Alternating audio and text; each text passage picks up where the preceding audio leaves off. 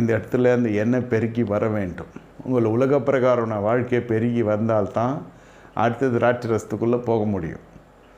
வேலையும் இல்லை, வெட்டியும் இல்லை, கையின் பிரயாசம் இல்லை, ஆனால் கல்யாணம் மட்டும் ஆகணுன்னா கஷ்டம். பிரியமான தேவனுடைய ஜனமே, நன்றாக தெரிந்து கொள்ளுங்கள். இந்த பெண் வீட்டிலே ஒரு கலசம் எண்ணெயாவது இருந்தது. அதனால தான் விசுவாசிகளுக்கு நான் எப்பவுமே சொல்லுவேன், சுத்தமாக அழிச்சு வைக்காதீங்க வீட்டை. மாதம் முடிவு பிறந்து உங்கள்கிட்ட காசு இருக்கணும். அது எப்படி ஐயா மாத கடைசியில் வராது? அது வரும் இயேசு நாமத்தில் வரும். சமைக்கிறது சாப்பிடணும். ஆமாம், கருவேப்பிலை வாங்கி குழம்பு வச்சு சாப்பிடுங்க. அது இலவசமாக கிடைக்குது இந்தியாவில். மாத கடைசினாக்கா மட்டும் இல்லை, உங்களுக்கு மாதம் முழுவதும் காசு வச்சுக்கிறதுக்கு நம்ம ஃபுட்டில் பட்ஜெட் பண்ணிக்கலாம். சீக்கிரமாக நம்ம உணவு என்ற ஒரு காரியத்தில் நம்ம